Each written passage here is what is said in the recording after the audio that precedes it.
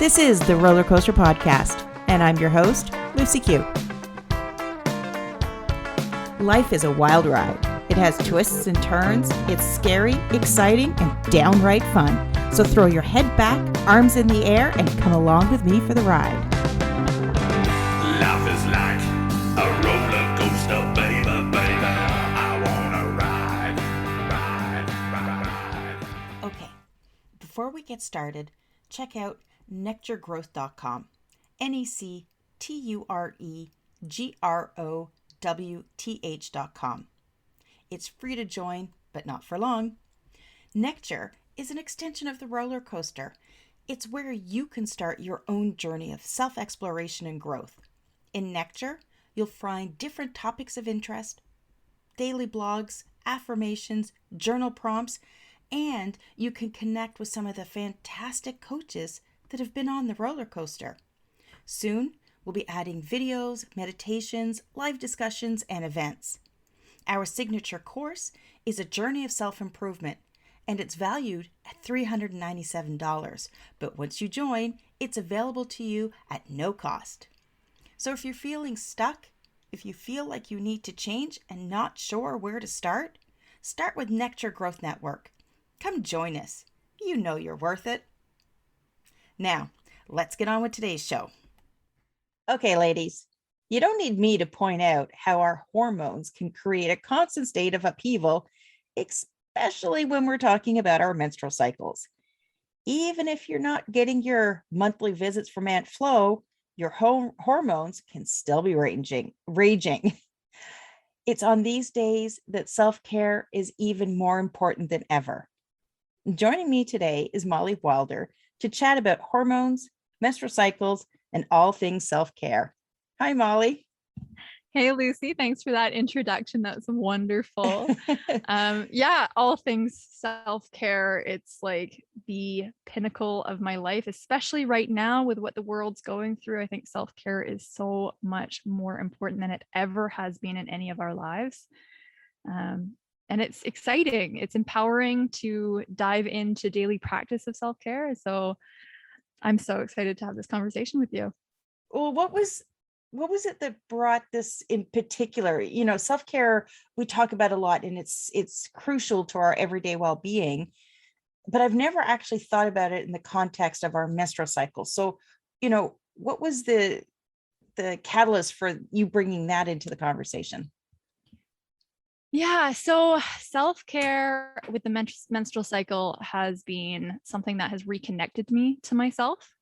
And, you know, I think that big sigh that I just had with that thought process when you asked me that question is because it's quite heavy when we're disconnected from ourselves. We're disconnected from something usually quite large, whether it's childhood trauma or for many women, there's sexual trauma, there's cultural beliefs, there's all these things that somehow make the natural process of menstruation dirty, wrong, unclean, something to feel shame around. And I had to heal my shame in so many different avenues of my life. And part of my process was sitting with my menstrual cycle in a spiritual practice. And, you know, I'm less about the scientific approach of understanding the hormones, although that's learning that is part of my journey. What's most important to me is this sense of listening to ourselves, the felt sensations, the symptoms that we feel each month, whether that's symptoms prior to menstruation, which is familiar to a lot of women, or symptoms during ovulation or any other time of the entire cycle. And honoring what those symptoms are asking for, whether it's more rest, whether it's getting support for ourselves from alternative medicine or allopathic medicine, or whether it is learning something to empower our journey. Yeah. And I mean, for me, it's not until you're talking about it now, I'm thinking back and I'm like, it was always something, an isolated circumstance that I had to deal with every month, but it was in its box. And when it showed up, it was like, oh crap, I got to deal with this. And then when it was done, it was like you push it away and you don't think about it for another month or however long it is for your cycle. And I'm sort of looking back now and I'm thinking, you know, I probably didn't give myself a lot of grace when I was going through those things. You know, you tough it up and you soldier through, and you know, it's something Yeah. you have to deal with. And it's like, no, hey, wait a second. This can Yeah. really suck for some women. Absolutely. I think, Lucy, I think a lot of people could relate with that of, experiencing the symptoms, dealing with the symptoms on hand, and then pushing them back, moving on to the next part of the cycle, and then having to deal with those symptoms again. And one of the things that I have been taught, one of the things that I practice every single day, and what I pass on to other women, is this practice of tracking our menstrual cycle, not just tracking, okay, what day did I start bleeding on, but tracking, okay, this is day 13, which is typically getting into ovulation stage. I say typical because a menstrual cycle is not a perfect 28-day cycle. A natural menstrual cycle can be anything from 21 to 35 days. So there's no kind of perfect number in that range. It's very unique. And checking in with yourself of like, okay, how am I feeling mentally? How am I feeling emotionally? How am I feeling physically and spiritually? And going through those aspects of health as a kind of symptom tracker or check-in with yourself to see what patterns show up. So you're not necessarily dealing with the symptoms as they show up once a month, dealing with the symptoms going. I'm tracking like a year of my cycle and witnessing the patterns. And you could even track, 3 or 4 months and be like, okay, what patterns are beginning to come out here? Day 19 was horrific for me for about a year. It was so bad. Mentally, I was a mess. Emotionally, I was all over the place. I would like throw these adult tantrums and I couldn't sleep. It was so awful. And so I started to adjust my schedule to allow for day 19 to be a little bit of a mess. I started to allow that to happen instead of fighting against it, complaining that it was there. And I scheduled off every day 19. Now I realize that that's a huge privilege to be able to do that. I work from home, and scheduling that kind of time is not available for everybody, but we can adjust. We can say, okay, you know what? I'm not going to make plans with friends. I'm not going to see my extended family, and I'm going to not cook, which means I'm either going to make sure I have something ready in the fridge. I maybe 3 days ahead of time, I'll make some soups and put them in the freezer. And I know that day 19, I'm taken care of. Maybe I talk to my partner and say, hey, Jeremy, day 19 is coming up. I need you to just like take the dogs out. I need you to just take care of things that day. He's like, yeah, absolutely. I got you. And this is the power of talking about the menstrual cycle and of practicing radical self-care, giving yourself what you need and not making what you need wrong, particularly around the menstrual cycle. And it's a conversation. I mean, in school, certainly for my age, in school, we were taught it was very mechanical. This is what happens. This is how you deal with it. And then it's done. And then it happens again next month. That's it. That's all you're sort of taught about. All of the emotions and feelings and, physical pain, because I was one of those women that would have a lot of pain. I would have a lot of pain. And it was, it was horrible, especially things got even worse after I had my tubal ligation. It was just 10 years of hell. And, even doctors thought I was lying about my flow. And I said, you don't understand how much I'm losing and how sick I become. It wasn't until I started using the Diva cup. Yes. Amazing. If you don't know what the Diva cup is, look it up. You can get it. I got mine at the grocery store. It's basically, it's a silicone cup that you insert, and it's wonderful. Once you figure out how to use it, It's a little bit hit and miss, but you honestly, it's a game changer. And it wasn't until I started using that that I had proof. I Mhm. had proof because I believe, Because you I can think measure how much, like there's like it's milliliter markers like on the Diva this. cup, so you can actually see what's coming out and what Yeah. your body is providing you. And okay, it may sound, I'm sure if there's a guy listening, they might be like Then if there's a boiling guy right now. listening, then he can, But you should be listen, educated in but this keep and listening understand. because it's actually amazing to actually fully understand that part of the cycle.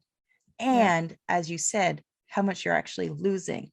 Mhm. Because I think it's on average, women lose what is it, 2 to 3 ounces?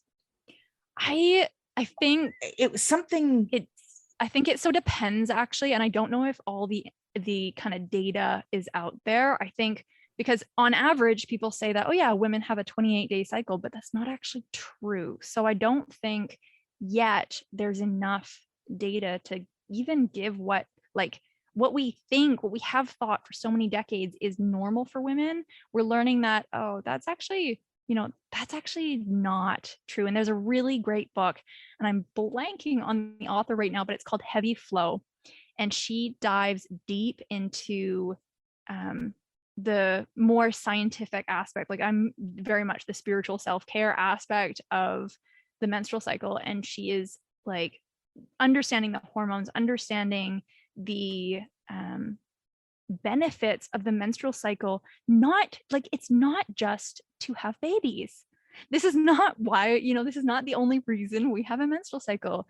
And she actually talks about there's a group of doctors and academics at the University of British Columbia here in Vancouver, and they are studying and they're encouraging the use of understanding the menstrual cycle as a vital sign for women.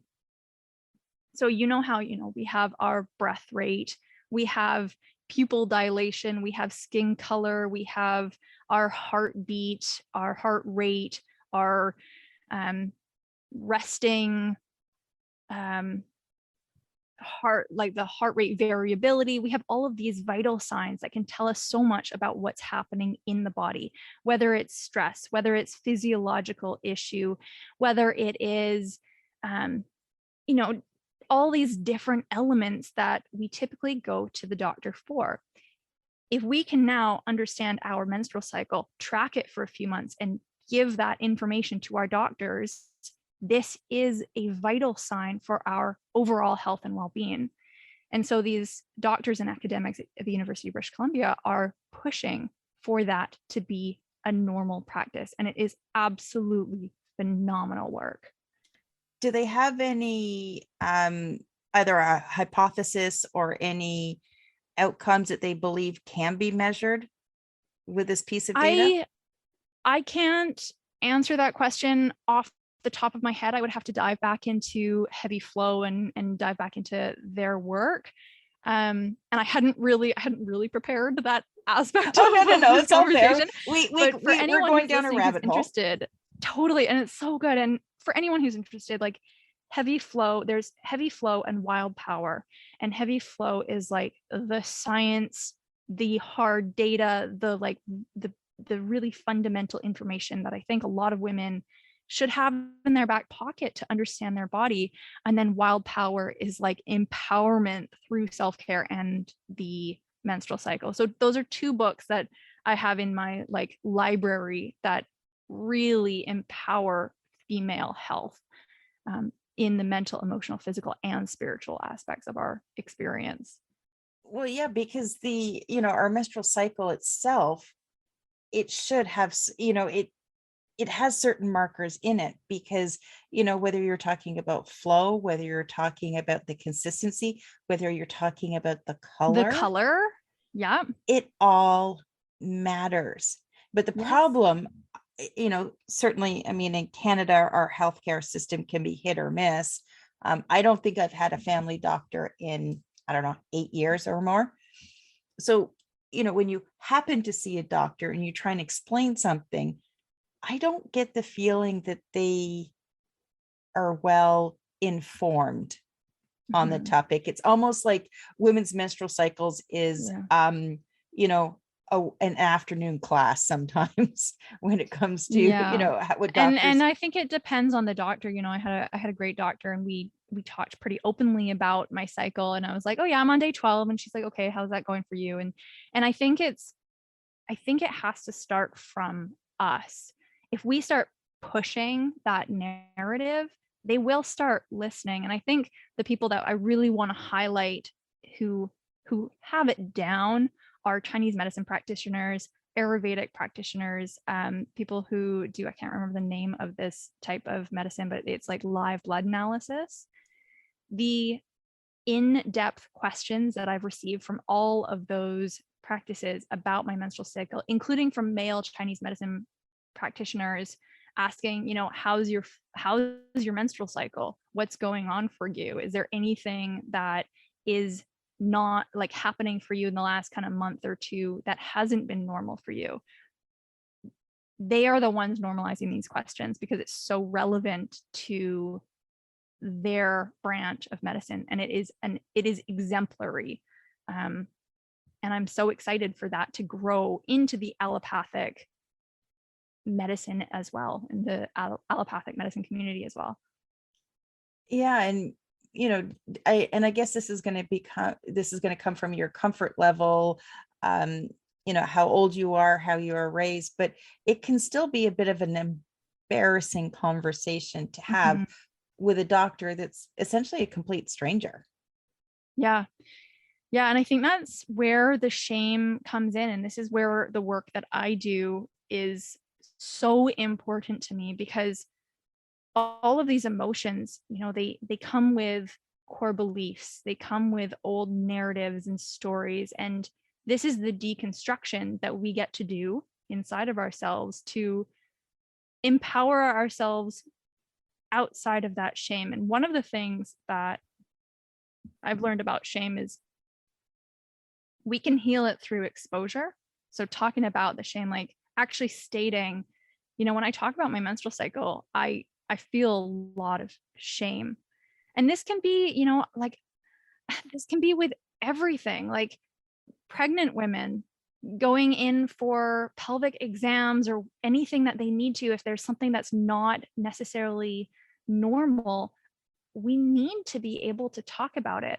And maybe even stating like, hey, I actually am feeling a lot of shame around this right now, and I really need you to take your time while speaking to me, is a really great way to open that conversation with doctors, with people who are there to help you. That is what they're there for. And if we start to get really vulnerable in that process, we can empower ourselves a little bit more. It's not easy.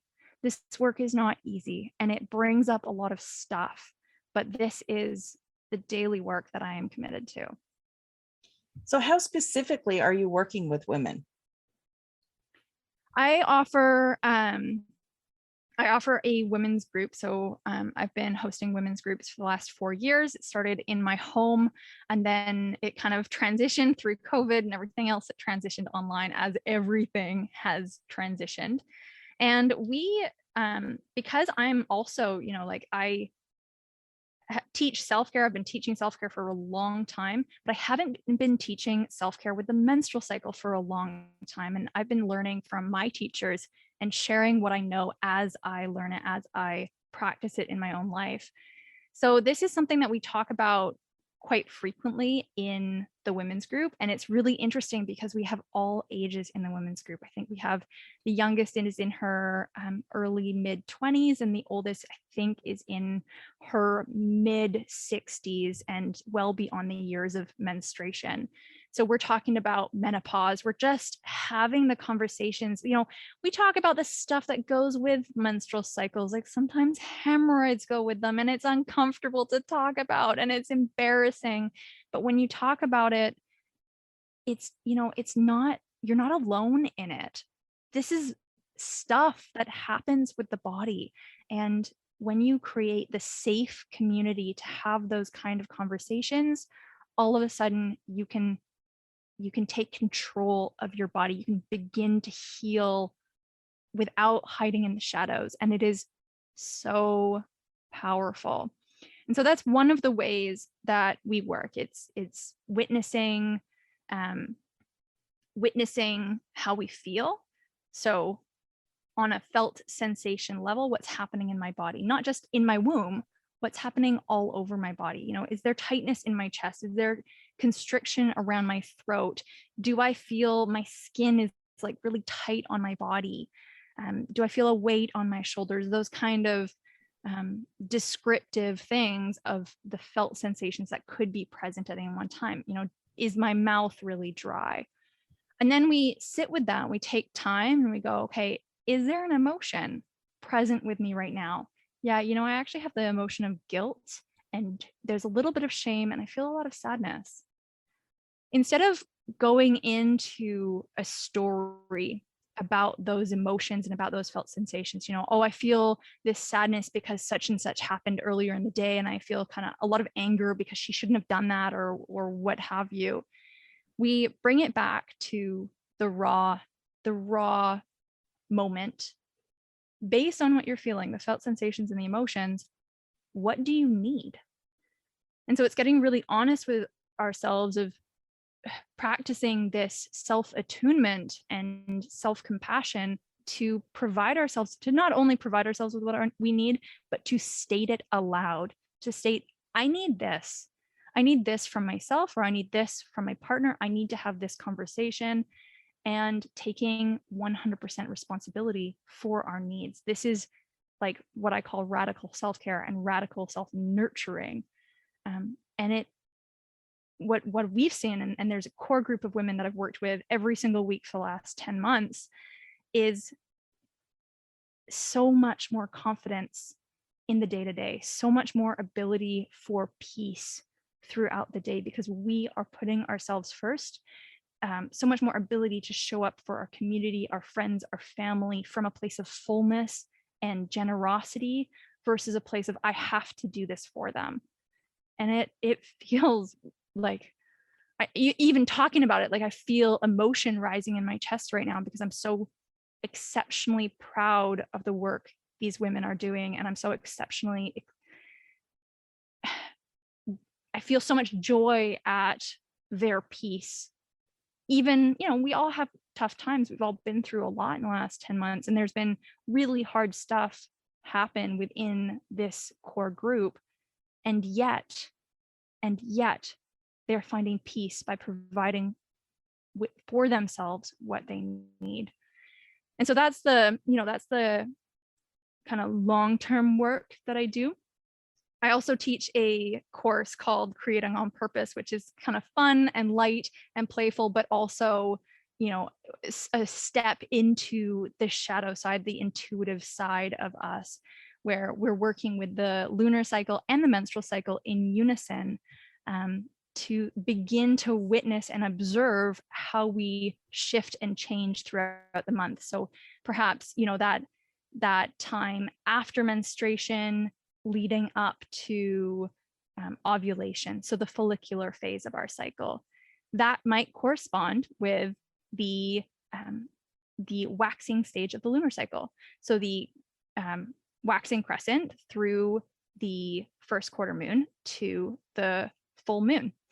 And this is kind of, you know, there's different beliefs around this connection. For me, it's an intuitive belief, it's a spiritual belief, and it helps. So for the women who have gone through menopause or have perhaps had a hysterectomy, don't bleed anymore, for femmes who want to connect with a more feminine energy, this is a really powerful practice to witness your energy shift through the lunar cycle. And it can be really fun, and it can be really light as well. So this is one of the ways that I work with it. And there's so many other ways to go about it as well. So I don't know if that answers your question, or maybe that's a long way of answering it. So that last part, you were talking about the lunar phase and getting in touch with your feminine energy at that particular part. How does that all work? Because that's I mean, like, it's totally new. I'm 48, so I'm probably the same age as your parents.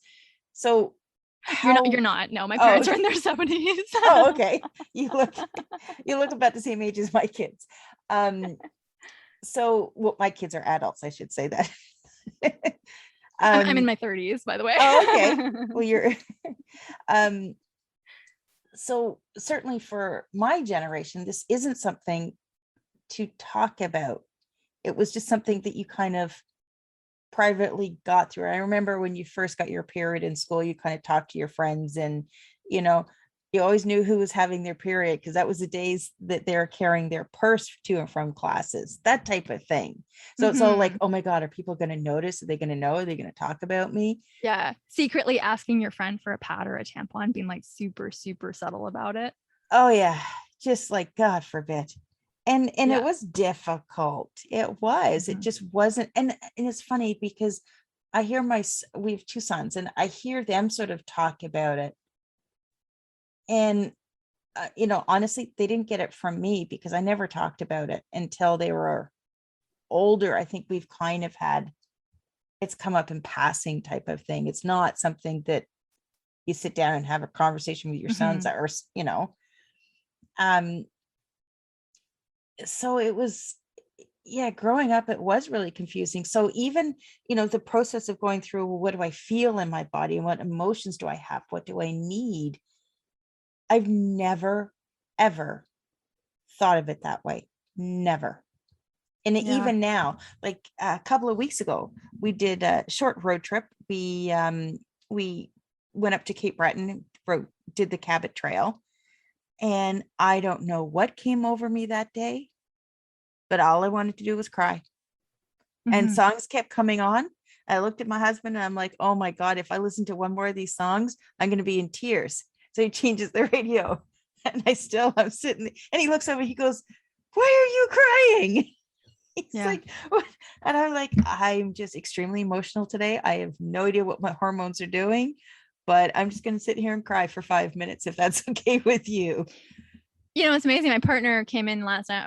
I was pretty emotional last night and crying, and he actually said, he's like, did you know that, on top of you feeling better after you cry, it's actually scientifically, he's way more scientific than I am. He's like, it's actually scientifically proven to decrease cortisol levels in your body. It's like crying is healing. That's good to know because I cry a Yeah. lot. Yeah. You're healing I, yourself. It's great. it's one of those things that the kids, they almost plan gifts for me, and it's almost like a competition who can make me cry the most. Oh my goodness. Because they're That's being like thought, that's like a little cute actually. yeah, it's cute because they're being so thoughtful, Yeah. and they know the reaction is going to be mom's going to cry. It's like Yeah. my youngest, he was here for the summer and then he went back to his place in Ottawa, and a few days later he FaceTimed me and he's like, oh, I did something today and I wanted to show you. And I'm like, he's my like daredevil kid, so it's like, oh God. um and he goes, I got another tattoo, because he got one while he was here with his dad, and it was a heart. It was just a little red heart and it had mom in it. And he Oh. goes, I wanted to have something to show you how much I love you and how much you've done for me and how you're one of the most important people of my life. And I was just like bawling tears, I waterworks. can And imagine. it's just Yeah. like, yeah, but Yeah. you do like, you know, you do have to cry and let those emotions out, because I think the more we try to push through and be brave, Mhm. that's when, bottling it up, it's just like putting a lid on the soda bottle and giving it a good old shake. That's Yeah, coming it out is. one way, it's coming It out is. one way or And another. I think that's something for me in our culture, the notion of, like just push through it, walk it off kind of idea actually disconnects us from ourselves. And now there is a time and a place where I'll be going through something emotionally and I have, deadlines, or I have something that I really do have to get done. And sometimes if I tune in with myself, my need is I need to get the to-do list off of my back. I need to complete some, like 3 things. I need to delegate a couple things. I need to get this done. And then I need to rest for 2 days. And we do, in our world, we can't just drop everything and be like, I don't feel like doing this for a full week. It just doesn't work. Financially, it doesn't work. Socially, it doesn't always work. So there are times when we have to, witness the reality of where we live, but in that, take care of ourselves. Know that, as soon as this podcast is over, I'm going to close my computer and walk out into the garden. I'm not going to look at screens for the next 2 hours. And that's something that I need. Do I have more work to do? I do, but I need to take care of myself. I need to take care of my eyes. I need to take care of my brain, and I need to take care of my lungs and breathe outside of this room that I'm in right now. And I think one of the things that we write off way too easily is sleep. Mm-hmm. It's Yep. sleep. It's funny because I prefer to go to bed early and get up early. Mm-hmm. So if it's a regular evening, I'll start thinking about my bedtime routine about 8 o'clock at night, because I want to be in bed trying to go to sleep at 9. I say trying because, again, going back to the menopausal thing, Yeah. the going Totally. to sleep thing and staying asleep is a whole different story. And people are like, oh, you're going to bed now? But they think nothing about sleeping in until noon. Yeah. I'm like, And well, that what's the works for some difference? people. Like some people are wired to, I have a friend, he is such a night owl. He will go to bed at 1 o'clock in the morning. He will sleep till 11, and that's his sleep schedule. And it works for him. I'm like yourself. I really love to be in bed, be asleep by 9 o'clock, and wake up, at 5 o'clock in the morning. Yeah. That feels really good to me. And I think it's listening to your body and not following any rules. Like, I think a lot of people will be like, okay, I have to practice self-care. So I have to, book a massage. I need to do the like necessary self-care things, like have a shower, brush your teeth, all of that kind of, like, these are necessities. This isn't self-care. This is necessities, right? I mean, it is self-care, but there's a Basic baseline. hygiene. Basic hygiene. And then I talk to women where it's like, well, I can't go and get my nails done every week. I don't have time to do a gratitude practice and a meditation and this. And I think we have this misconstrued notion that self-care is a specific list of things to do. And one of the things that I want to dispel is self-care is not something to put on your to-do lists. Self-care is a listening practice. It's attuning yourself to what you need and providing what you need when you need it. And that might look like scheduling it for later, but taking that action to schedule it for later. Versus self-care being a list of things to do that you end up feeling overwhelmed by. The gratitude list and the meditation and the walking in nature and calling a friend. You're like, this is actually just adding to my to-do list, versus naturally thinking, what do I need? Oh, actually, what I need is to clean up my room so that I have a nice space. That's going to be my self-care right now. And that kind of sounds like a chore when you say it. But if you're listening and you're tuning into what you need in that moment, and if that's what you need, that's the radical self-care. And self-care, it should be a natural flow to your day.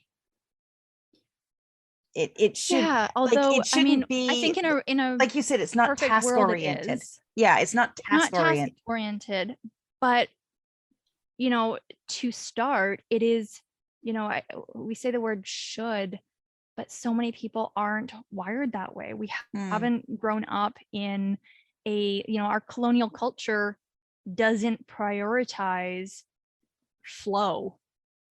It Yeah, that's just true. doesn't. Right? So when I say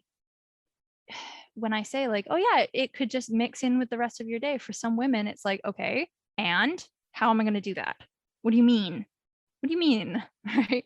So I usually start with 10 minutes of a physical listening practice. And this is yes, it's on the to-do list, but it creates the habits and it creates the skill of being able to listen to yourself on a physical and emotional level for what you need. And this is the first step. This is where I start with people. Just schedule 10 minutes a day to sit with yourself and listen. And sometimes 10 minutes is a lot for somebody. You have these awesome, I've worked with these amazing A-type personalities where I'm like, I just want a little bit of your personality to like organize my life and stay on track. I'm not an A-type person at all. And I have always envied their ability to get shit done. But on the other side of that, I've worked with people of these personality types who have a really hard time sitting and listening and prioritizing their emotions and their felt sensations and the needs that come from that. And so it really depends on the person. And this is where, the next level of the work that I do comes in, and that's private one-on-one coaching. And this can dive into inner child work. This can dive into tarot and self-inquiry and, the various components of coaching self-care on the mental, emotional, physical, and spiritual worlds of our existence, the aspects of our existence. Molly, we've jumped into so many different things here, and I know there are going to be women listening that are going to want to dive in even further. So where's the best place for people to connect with you? The best place is probably, I hate to say it, Instagram. I'm not a huge poster. I try to reduce my time on Instagram, but I am checking my DMs because that's where I do business, and I'm checking those private messages. The women's group, if you're interested in this work, this is like the best place to be because we are practicing together. We're supporting each other, and it's not, starting out on this work, doing it alone can be overwhelming, especially when you're in community or in whether it's work or family or friends where people aren't wired this way. It can be a little bit alienating to start radically putting your needs first because people don't understand that initially. And so we've have this community where we're dedicated to this and we're dedicated to supporting each other. And it's amazing, some of these women have never met each other in person, and yet we're so close. We meet, a few times a month, and it is so consistent. So that's where I would suggest starting. And of course, booking a one-on-one, getting maybe one clarity session of just like, okay, I want to just create a framework. That's also a really great place to start. So we're on a quarterly membership system. Which means that you can't sign up any old month. It's like we sign up in September and December and like the change of each season. And this is to promote that community. We want people to come and stay for at least 3 months to get to know the process, get to know each other and do a little bit of the work, even when the work gets hard, right? Yeah. Perfect. Yeah. Well, if you're listening and you're looking at connecting with Molly, make sure you check out the show notes. I'm going to have all of her links in there. And Molly, thank you so much for joining me today.